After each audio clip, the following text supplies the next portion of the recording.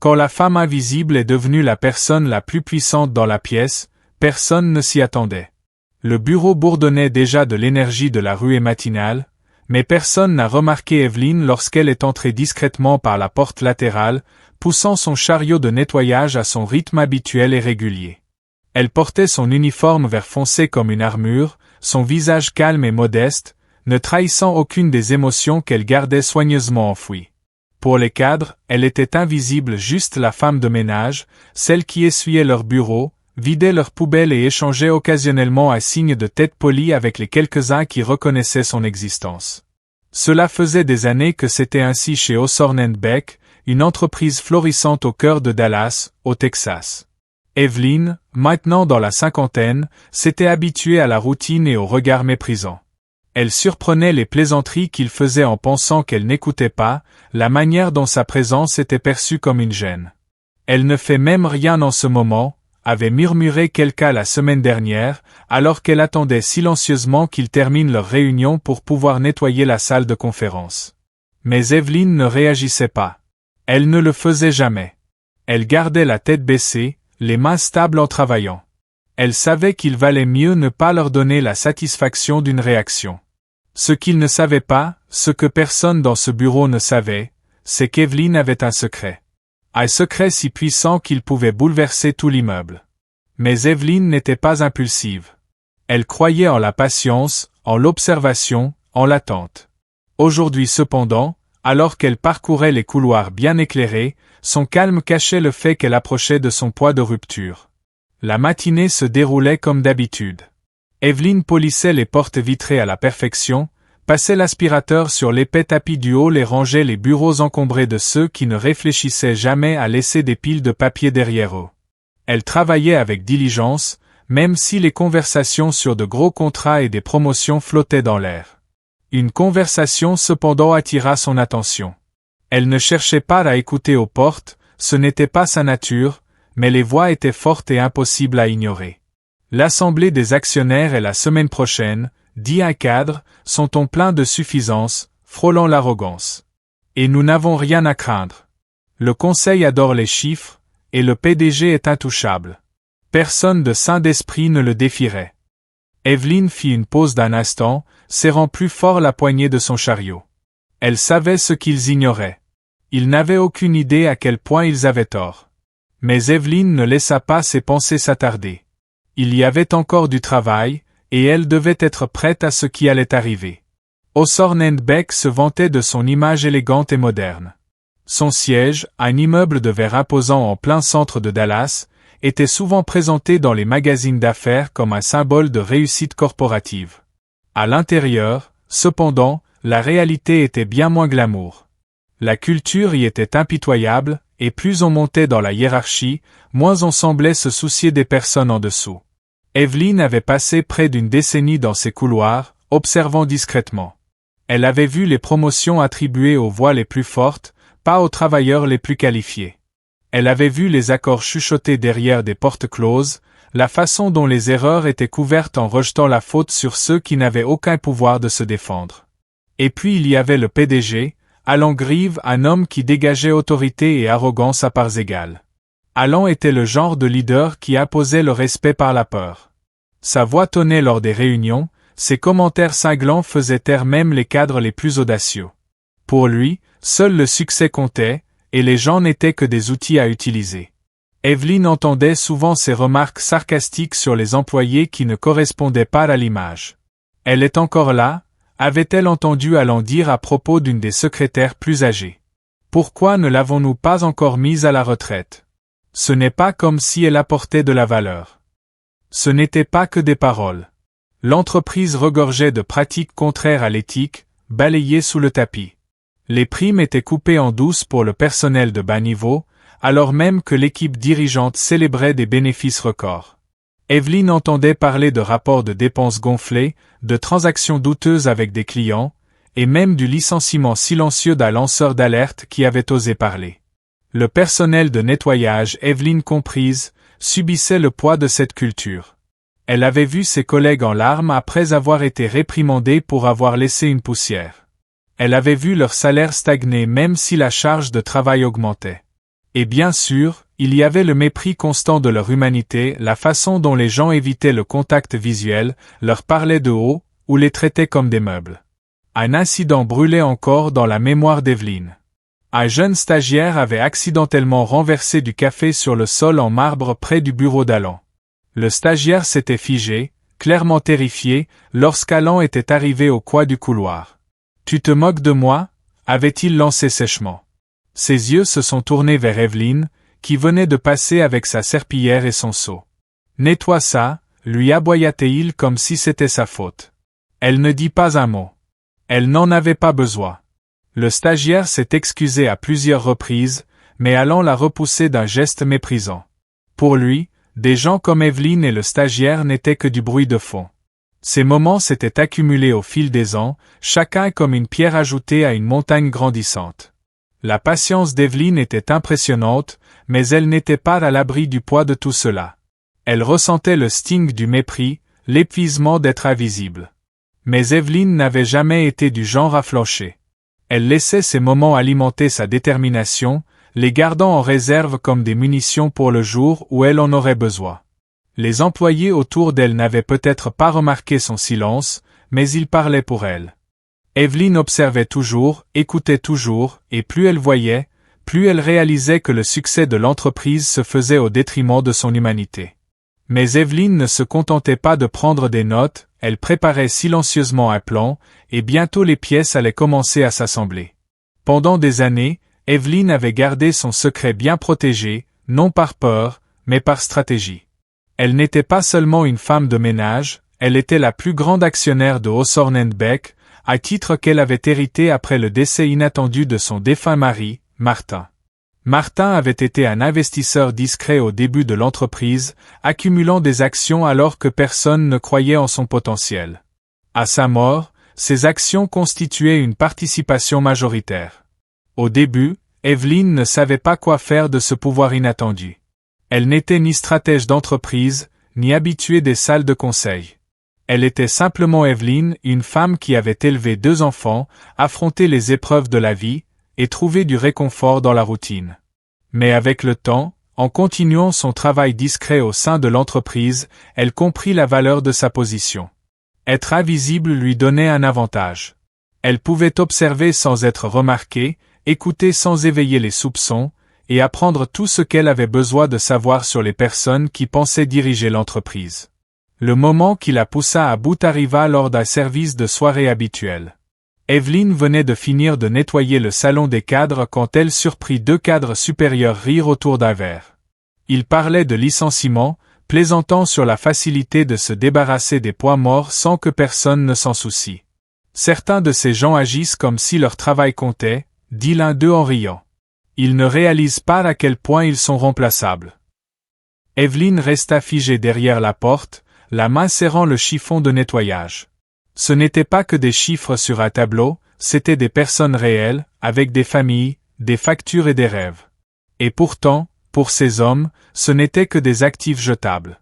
Cette nuit-là, Evelyn s'assit à sa petite table de cuisine avec une tasse de thé et un carnet. Elle commença à écrire, sans savoir où cela la mènerait, mais sachant qu'elle ne pouvait plus rester silencieuse. Elle dressa la liste des pratiques non éthiques dont elle avait été témoin, des personnes maltraitées, et des moments qui l'avaient marquée au fil des années. Au lever du soleil, elle avait élaboré un plan qui allait tout changer. Sa première étape fut d'approfondir ses recherches. Evelyn utilisa son accès au bâtiment pour recueillir des informations que la plupart des gens ne remarqueraient pas.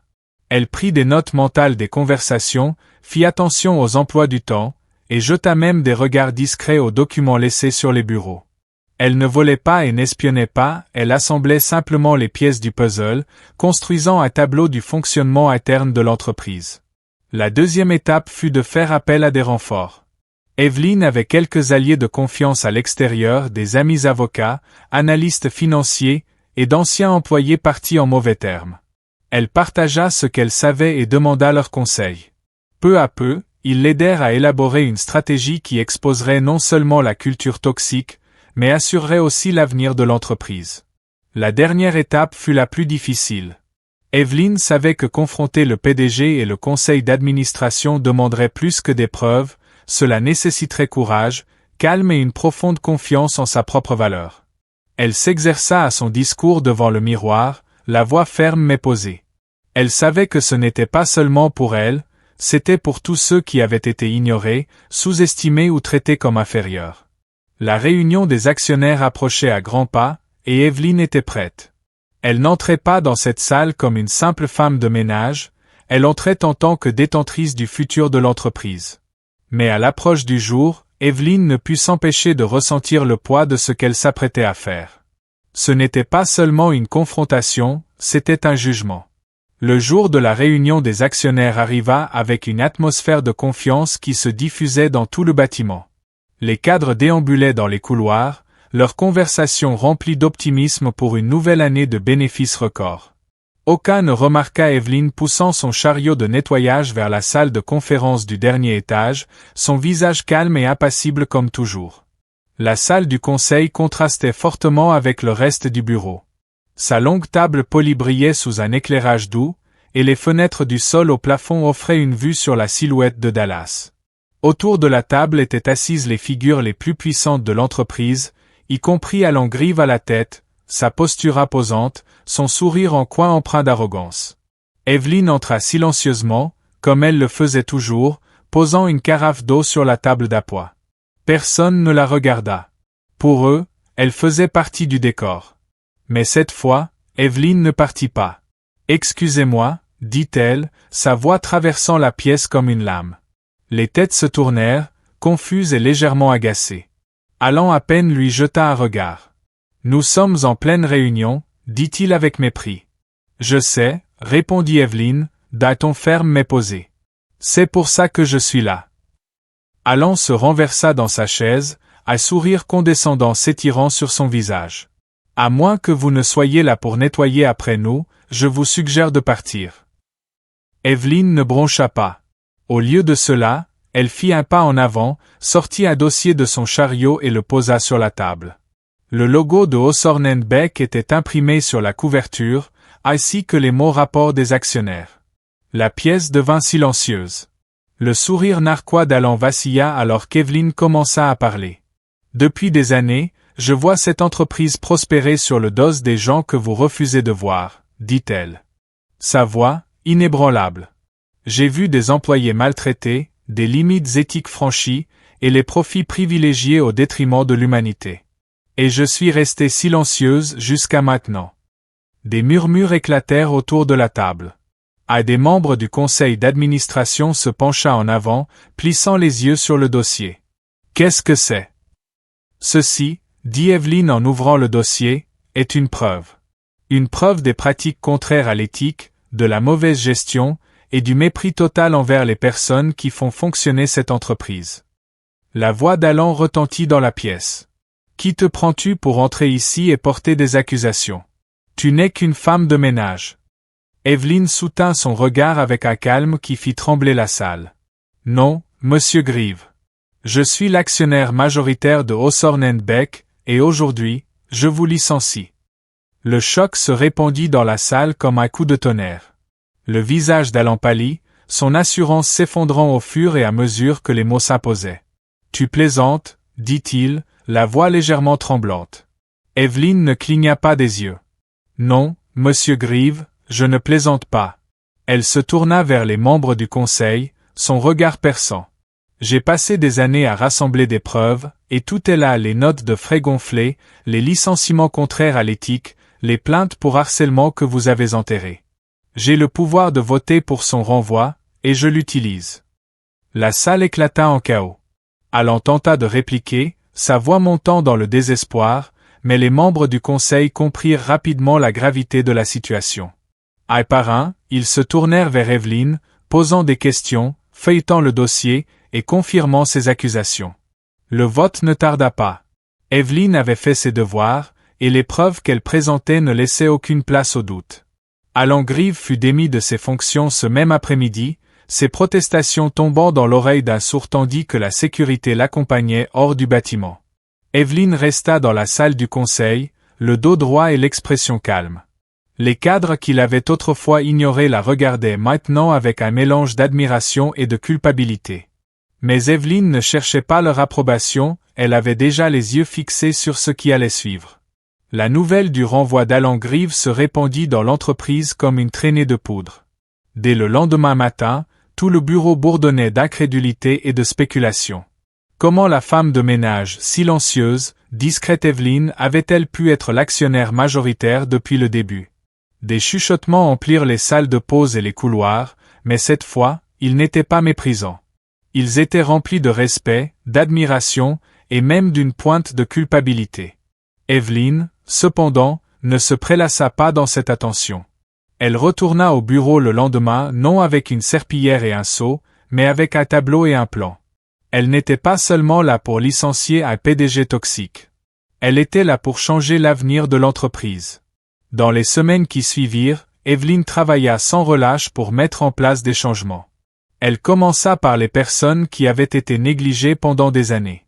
Des augmentations furent accordées au personnel de nettoyage et aux autres employés sous-estimés. Evelyn s'assura que le service des ressources humaines prenne au sérieux les plaintes de harcèlement et de discrimination, introduisant un organisme de surveillance tiers pour garantir la transparence. Elle s'attaqua aussi à la culture toxique qui avait prospéré sous la direction d'Alan. Le conseil, autrefois complice de ces actes, se retrouva désormais tenu responsable. Evelyn insista pour des programmes de formation réguliers axés sur l'éthique, l'inclusion et le bien-être des employés. Pour la première fois depuis des années, les employés de Hawthorne & Beck se sentirent vus, entendus et valorisés. Mais Evelyn ne s'arrêta pas là. Elle organisa des assemblées générales, invitant les employés de tout niveau à partager leurs expériences et idées. Elle écouta attentivement, prenant des notes et s'assurant que chacun ait une voix dans la construction du futur de l'entreprise. Un après-midi, alors qu'Evelyn traversait le bureau, un jeune stagiaire l'arrêta, le même qui avait renversé du café près du bureau d'Alan des mois auparavant. « Merci, dit-il, la voix sincère, pour tout. Tu as changé cet endroit. » Evelyn sourit chaleureusement. « Non. Nous avons changé cet endroit ensemble. » À l'extérieur du bâtiment, la silhouette de Dallas scintillait sous le soleil de fin d'après-midi. Evelyn resta un moment, regardant la haute structure de verre qu'elle avait autrefois traversée sans être remarquée. Le chemin avait été long, mais elle avait accompli ce que beaucoup pensaient impossible. Il ne s'agissait pas seulement de licencier un PDG ou de dénoncer la corruption. Il s'agissait de montrer que peu importe à quel point quelqu'un peut se sentir invisible, il peut détenir le pouvoir de créer un changement significatif. Evelyn avait prouvé que la résilience, la patience et l'intégrité pouvaient triompher de l'arrogance et de la cupidité. Elle prit une profonde inspiration, ressentant une paix qu'elle n'avait pas connue depuis des années. Puis elle s'éloigna non pour s'effacer, mais pour embrasser un nouveau chapitre de sa vie. La vie sous-estime souvent la force silencieuse de ceux qui observent, endurent et agissent au bon moment. L'histoire d'Evelyn nous rappelle que les personnes les plus inattendues peuvent devenir les catalyseurs d'un changement profond. Si son parcours vous a inspiré, n'oubliez pas de liker, partager et vous abonner pour plus d'histoires prouvant le pouvoir de la résilience et de la justice.